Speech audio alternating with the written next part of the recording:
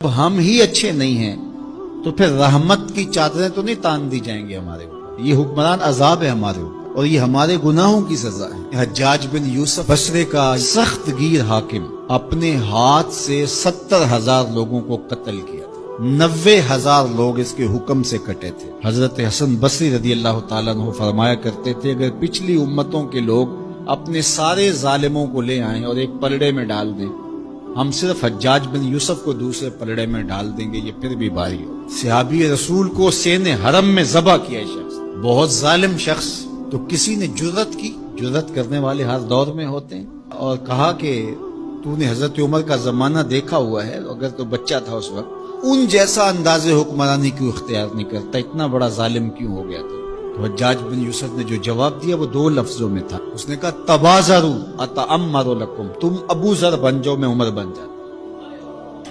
جب عوام اچھی نہیں ہوگی تو پھر یہی اوپر ہوگا. جب میں کہتا ہوں الہی میرے احوال دے، حکم ہوتا ہے اپنا نامہ اعمال.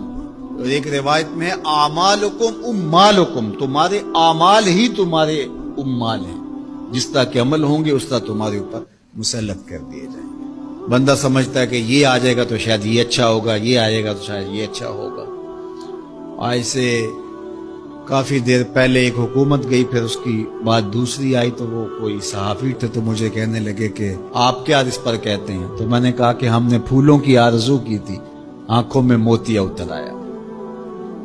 تو یہی ہوتا ہے، جب تک ہم خود اپنے آپ کو صحیح نہیں کرنا چاہیں گے اتنی دیر تک کچھ بھی نہیں ہوگا. اور دوسری طرف یہ جو نظام ہے اس وقت ہمارے اوپر مسلط، ہم وا دل نخواستہ قبول کیے ہوئے ہیں، اور یہ مشق تھی کہ چلو اس کے ذریعے سے کوئی بہتری کا راستہ نکلے، لیکن 70 سال سے وہ کولو کے بیل کی طرح وہی مشق ہو رہی ہے. سیاستدانوں کو تو یہ مسئلہ ہے کہ جمہوریت بڑی مقدس ہوتی ہے، ہمیں تو کوئی مسئلہ نہیں ہے کہ ہم اس کے قصیدے پڑھتے پھریں. جمہوریت ہے کیا؟ اقبال نے کہا تھا کہ یہ راز ایک مرد فرنگی نے کیا فاش، ہر چند کے دانا اسے کھولا نہیں کرتے. جمہوریت ایک طرز حکومت ہے جس میں بندوں کو گنا کرتے ہیں، تولا نہیں کرتے. چاہے ایک طرف 100 گدھے ہو جائیں اور دوسری طرف جو ہیں وہ سمجھدار ترین علماء ایک طرف ہوں تو وہ گدھوں کی بات مانی جائے گی. جمہوریت تو یہی ہے نا. اور ہم صرف ملک کے معاملات کے اندر جمہوریت کی رٹ لگاتے ہیں، باقی معاملات کے اندر ہم نے کبھی جمہوریت نہیں دیکھی. جب بیٹے کا رشتہ کرنے لگتے ہیں تو گھر کے افراد کو بلا کے، رشتہ داروں کو بلا کے ووٹنگ کرواتے ہیں، یا صرف گھر کے 5-4 وہی جو صاحب رائے لوگ ہوتے ہیں وہی بیٹھ کے فیصلہ کرتے ہیں. میں اپنے اس ادارے کے اندر جو فیصلہ کرتا ہوں ووٹنگ تو نہیں کرواتا. آپ اپنی فیکٹری کے اندر جو فیصلے کر رہے ہوتے ہیں تو وہاں ووٹنگ تو نہیں کروا رہے ہوتے لوگوں کو.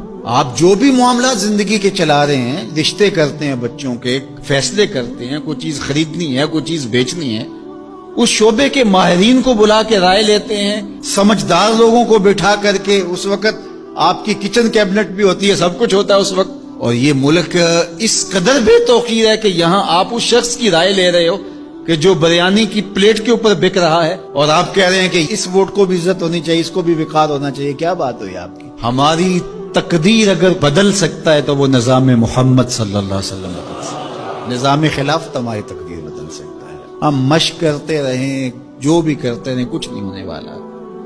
ماضی میں کتنی حکومتیں آئیں، بدلی، اب ایک حکومت آئی، اب یہ بھی شاید جانے والی ہے، قصہ تمام ہونے والا ہے. پھر اس کے بعد کیا ہوگا؟ یہاں ایجنسیوں کے لوگ بھی موجود ہیں. میں میسج دیتا ہوں، کوئی ملک کے اندر سے سنجیدہ لوگوں کو اکٹھا کرے. 22 کروڑ کی عوام میں سے کوئی 100 آدمی بھی نہیں ملے گا جو دیانتدار بھی ہو، خیرخواہ بھی ہو اس ملک کا، اور باصلاحیت بھی ہو. ان لوگوں کو بٹھائیں اور کوئی 10-15 سال کے لیے ان کے سپرد کریں ملک، کوئی معاملے سیدھے کریں. غریب کے لیے تو زندگی اتنی تنگ ہو گئی ہے کہ خودکشی منع ہے شریعت میں، ورنہ لوگ خودکشی کر رہے ہیں. یہ حالات اگر یورپ میں ہوں، دیگر ممالک میں ہوں، تو وہ تو اجتماعی خودکشیاں کریں. یا ہمارا مذہب ہمیں روک رہا ہے اور ہم برداشت کر رہے ہیں اور صبر کر رہے ہیں. ہمارے مذہب نے ہمیں صبر کی تلقین کی ہے. ورنہ آپ گھر سے نکلتے ہیں، کوڑے کے ڈھیر پڑے ہوئے ہیں جگہ جگہ. لوگوں کے رویے کتنے کھردرے ہو گئے. رشتہ داریوں کے اندر باہمی الجھنیں، لڑائیاں، شار فساد، ایک دوسرے کی ٹانگیں کھینچنا. گلیوں بازاروں سے لے کر کے آپ اوپر کی سطح تک چلے جائیں، یہ معاشرہ نہیں رہا. یہ بے ہنگم ہجوم ہے، یہ وحشیوں کا ایک طبیلہ بن گیا ہے. انسانیت نام کی چیزیں تقریباً رخصت ہو چکی ہیں. یہ زندگی گزاری نہیں جا رہی، زندگی گھسیٹی جا رہی ہے، ہم اپنی لاشیں گھسیٹ رہے ہیں۔ زندگی میں طمانینت، سکون نام کی کوئی چیز ہی نہیں ہے، ہر بندہ ہاتھ ملاتے ہوئے دوسرے سے ڈر رہا ہے کہ پتہ نہیں یہ میرے ساتھ کیا کرنے والا ہے۔ یہ تو وحشیوں کا معاشرہ ہوتا ہے، انسانوں کا معاشرہ تو نہیں ہوتا۔ لوگ غریب سے غریب تر ہو رہے ہیں اور چند لوگوں کے پاس دولتیں اتنی ہیں کہ ان سے شمار ہی نہیں ہو رہی، اور نفس کی کمینگی بھی ختم نہیں ہو رہی۔ کھا گئے لوگوں کو لوٹ کے، لوگوں کا خون چوس گئے۔ وہ کبھی آپ نے کوا دیکھا ہے جو بچے کے ہاتھ سے بھی روٹی چھین لیتا ہے؟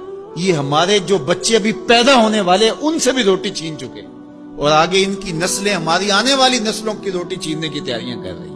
تو ہمیں اپنے آپ کو صحیح کرنا ہوگا، اور میں مشورہ دیتا ہوں میری یہ باتیں ضرور پہنچائیں کہ خدا را رحم کیجئے۔